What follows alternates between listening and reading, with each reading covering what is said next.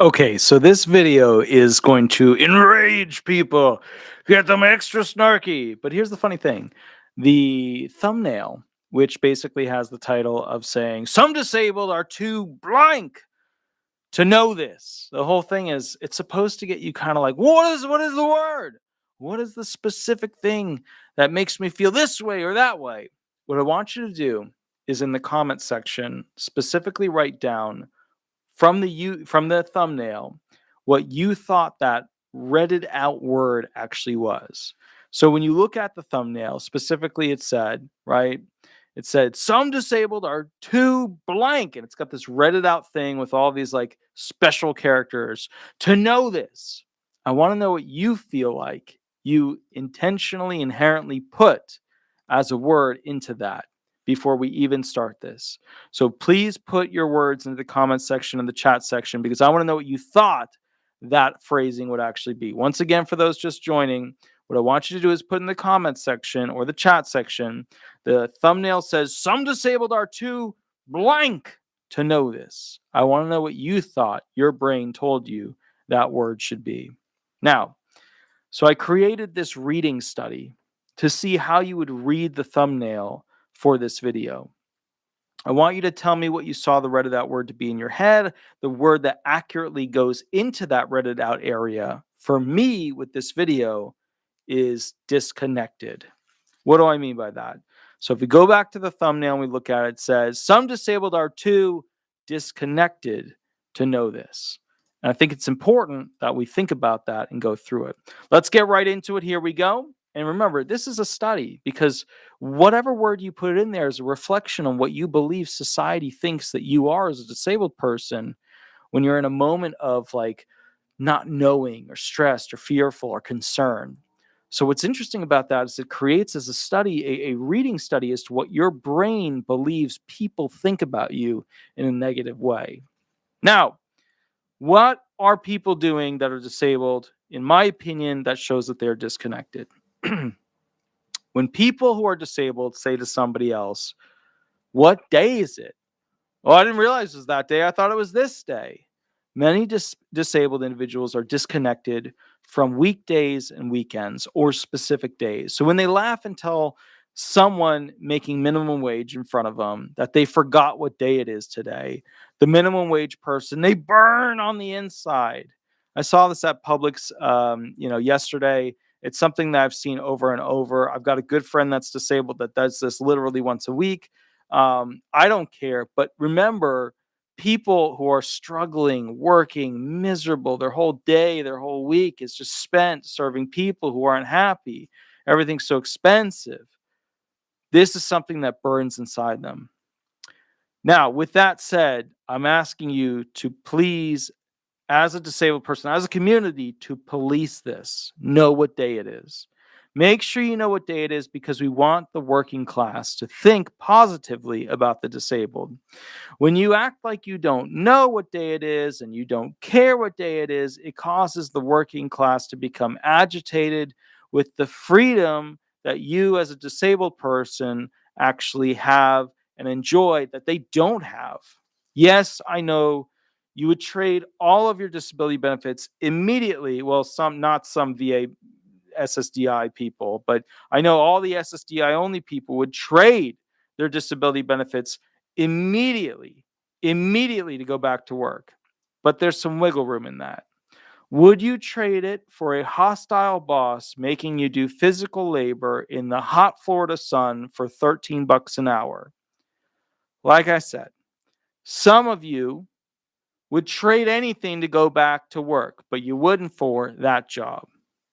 There's no way. You just wouldn't do it. But some of you, there's some wiggle room on that. Well, maybe I keep my disability benefits and not have to work in the hot sun for $13 an hour with a guy or a girl on the construction site yelling at me, right? While I'm shoveling. Every time you vote to increase taxes, here's number 2. Every time you vote to increase taxes on the wealthy, you increase taxes on the middle income and poor who buy the products and services of the wealthy. I had this one person say to me, "Well, that's not true. Some people just own stocks and bonds." Well, if they just own stocks and bonds in those corporations and they're massive amounts of stocks and bonds in those corporations, don't you think they have a hand in communicating with the board of directors as to what happens as the wealthy people? If things seem more expensive than any other time in history since you have been alive, it's because they are. It's because they are. And that's the result of people, it's a result of voting for these individuals on the Hill who intended to increase taxes on the wealthy. They said, we're going to tax the rich more, and then you pay for it. To be fair, when the current White House administration was coming in, they said they were going to tax the wealthy, the rich. We didn't think that they were going to be taxing them to pay those funds to the immigrants. We thought, to be fair, I know some of you are going to play, oh, my hindsight is 2020. I know you're going to play that BS card. I know you're going to play that. But to be fair, we didn't think that they were going to go full Monty and have an SSA that is basically at a hiring freeze. You can't get a hold of anybody for the most part. The people that are working there are super stressed. They've got way too many claims, way too many folders on their file, on their desk. We didn't think the SSA would be in the worst condition it would ever be, and that mass immigration would be at the forefront of where all that taxation money was going to go. We didn't think the tens of thousands of new employees with the IRS would go to the IRS. We thought maybe they would have gone to the Social Security Administration. Maybe. I did. I effed up. Okay. All right. So if things seem more expensive, it's because they increase taxes in different ways. And that's all kinds of stuff. They reduce basically the ability to go ahead and drill in certain areas. They basically just specialized taxation on incoming products. They basically printed so much money in the past couple of years that it's more than in the history of printing money for the United States. So there's different. Remember, a lot of people are like, well, I didn't raise taxes on that person. There's lots of ways to raise taxes without actually having the IRS raise the tax on rich people directly. So any wealthy tax increase, taxing the wealthy, is a poverty cost increase. It costs more to just be poor. Okay. We want the disabled to be able to afford to live on their benefits and not need to constantly seek subsidizing from third-party programs and smaller governments. And here's what's happened. And you can disagree with me, but, let's not bullshit each other on this. Let's just be honest about it. Let's just heart to heart on this.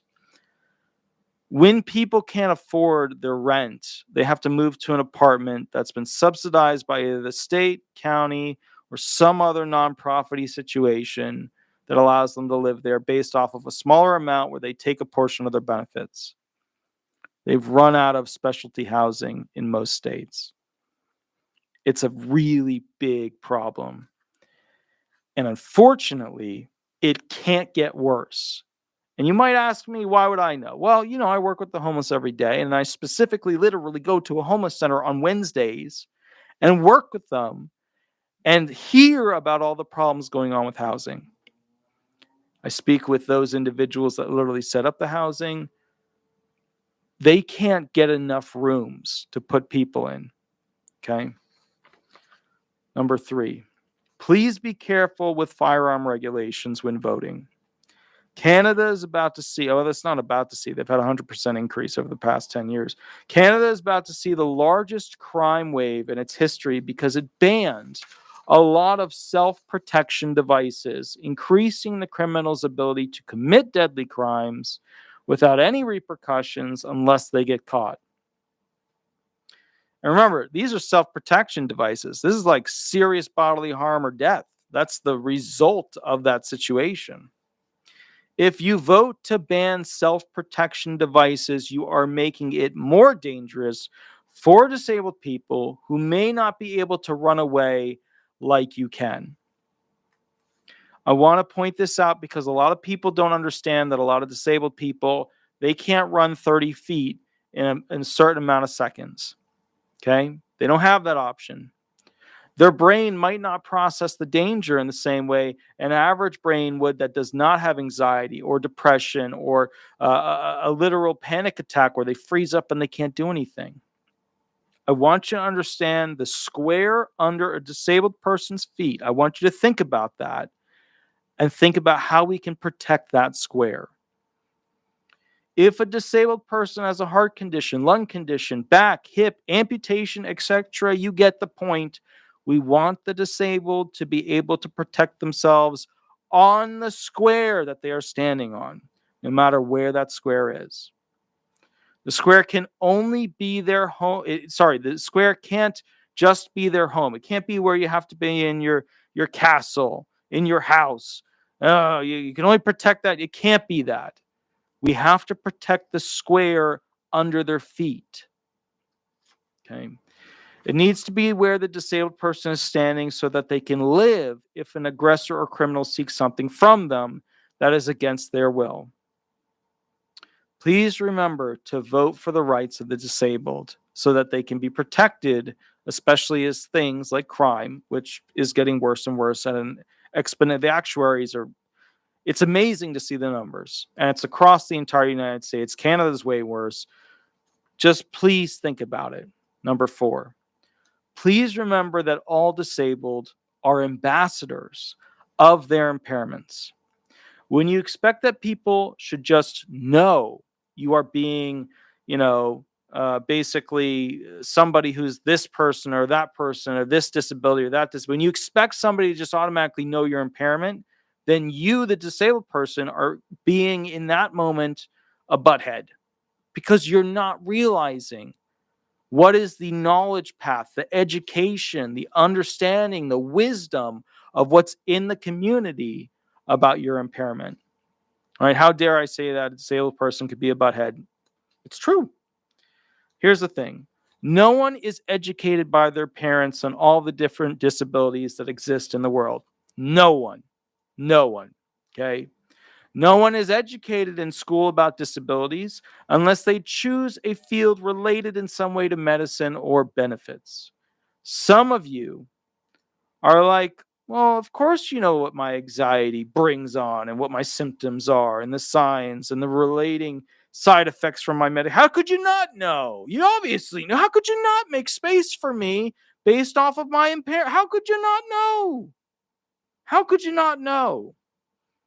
They don't know. They likely don't care. And no, they don't see you in their life as some magical addition that they are super duper excited to be dealing with.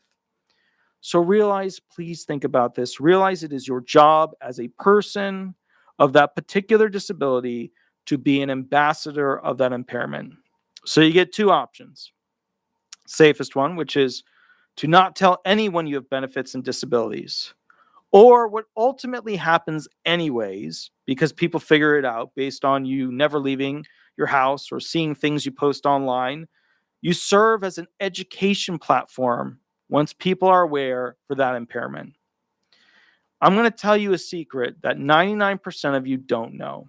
Well, maybe more. And we'll see. We'll see online. Everybody's going to magically know once I say it.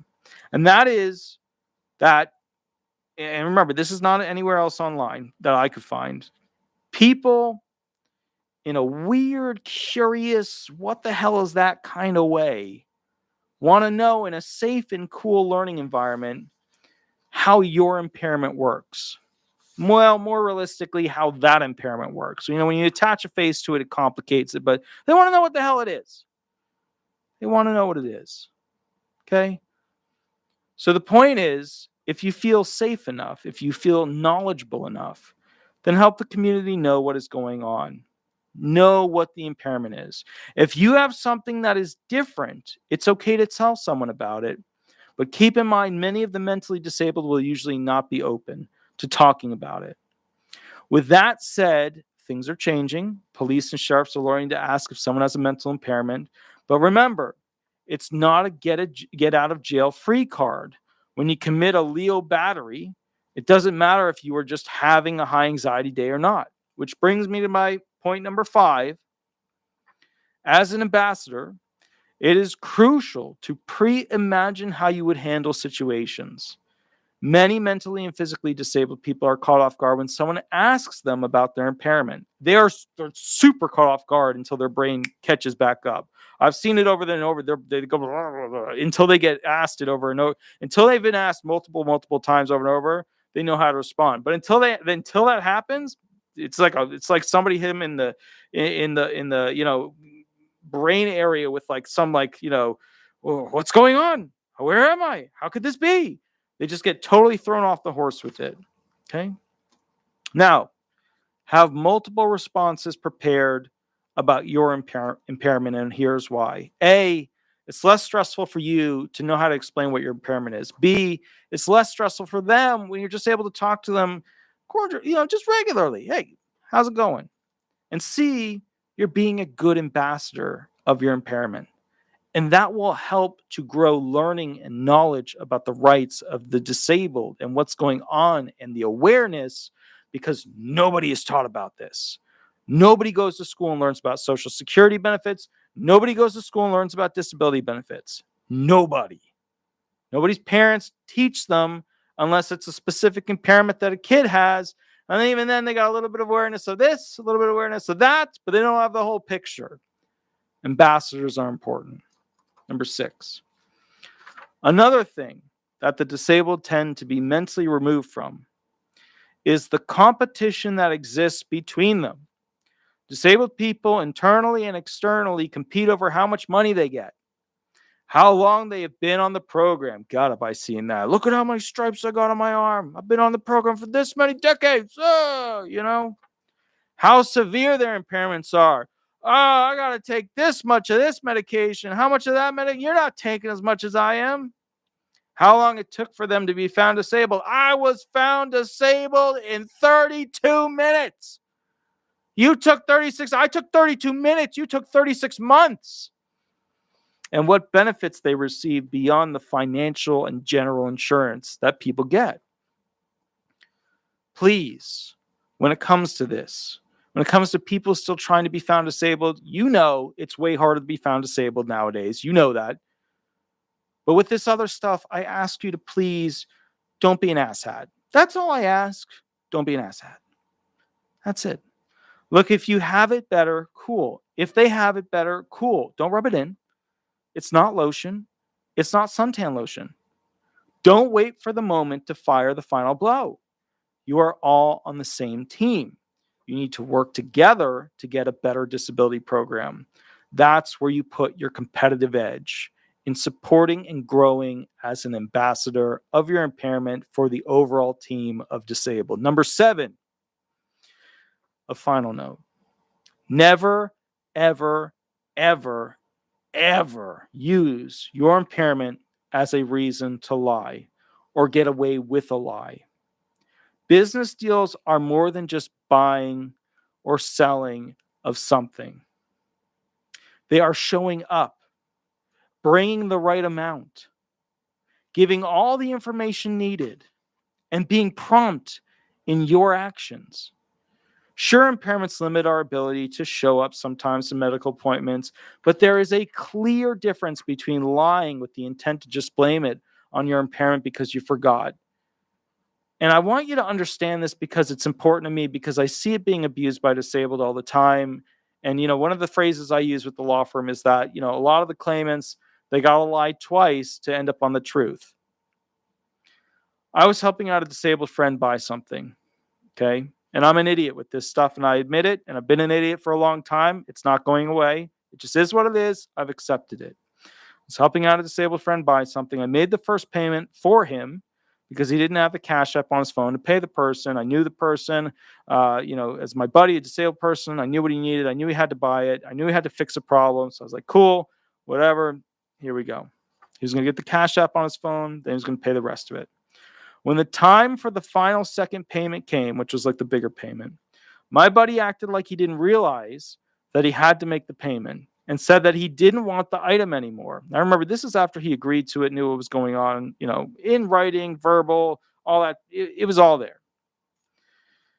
It was a rider mower. It's a rider. You sit on it, you turn the wheel, you mow the lawn. Okay. Anyways, I lost $150 that I paid the guy who had the rider mower for him to set up the Cash App, to pay the rest of it, to pay for it. So I paid the 150. This other guy, had the lawnmower that I paid it to. And my buddy pretended like mentally he just, used his impairments to say, yeah. Now remember, I am an idiot with this stuff. But I wasn't stupid for doing this because I relied on my friend. And my trust for my friend was worth more than $150. Now my trust for my disabled friend is worth $0. Put another way, never use your impairment as a means to betray people's trust. Disabled or not, you have a worth to your word. And we want the disabled community to have more worth and weight to their words. These lessons to be learned happen because the disabled become disconnected from the larger society, right, that they live in. I wanted to take a moment and ask you to write into the comments section what you will in the most put into that. Remember that red thing, right, where we were looking at specifically over here, and I'll bring it up on my side over here, right? The actual thumbnail said, some disabled are too blank in red to know this. Now, after hearing this, now after thinking about these things, I want you to put what you feel the appropriate word is in that statement. For me, I view it as a disconnection. Don't ever forget to reconnect your friends. Many of them only have a handful of other people in their life. You're probably a very important part of, that small little group. So with that said, now that we've gone through this, I hope you enjoyed the video. Please remember to like. Please remember to subscribe. Go to Google, type in disability resolution, throw some stars up there, right? Disability Resolution Florida, Disability Resolution Law Firm. With that said, I'm seeing some good ones here. Isolated. That's a great word. That's maybe even a better word. Naive, sometimes. Not self-aware. Very good one as well. Selfish? Yeah, absolutely. Cameraman says uneducated. Well, to be honest, with disability, like nobody's educated on this stuff. Like, you have doctors and benefit people. That's the only people educated. Everybody's uneducated on this, So with that said, thank you, Don Coyote, for sharing the videos. With that said, I'm going to go ahead and do one last video, and then I've got to go to bed, wake up at 6 a.m., and it's 2 a.m. right now, so we're going to make it a shorter video. I'll catch you at the next video. I really, guys, I really appreciate you partaking in this study with me because, when you live the legal field, when you live in the disabled community, the homeless and non-homeless and the veterans and all, you start to realize that there's holes in the damn cloth that we use to stretch it to try and cover all the problems that need to be fixed. And we can actually fix them. It doesn't take a lot. Like, you don't need mega million sponsors to make that happen. It's actually, I was reading through the HHS rules.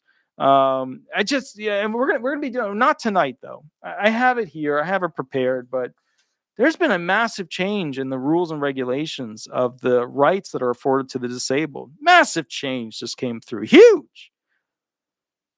And what amazes me is that when I read to you these changes, you're not even going to know half of them, or that the protection even existed to begin with and what they changed it to make it better. All right. I will catch you guys at the next video. It's going to be a smaller one. Please, please, please, head high, be strong, and I will see you very soon. But also remember, 9 to 5 for the law firm. I work at the 9 to 5 at the law firm.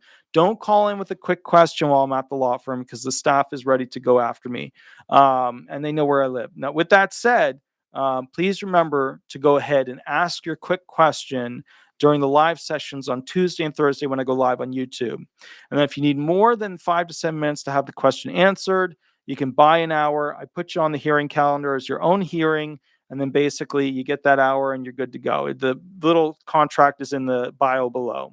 All right, I will catch you a little bit later. You have a wonderful day, and we'll go from there. See you soon at the next video. Thanks so much. All right, bye-bye.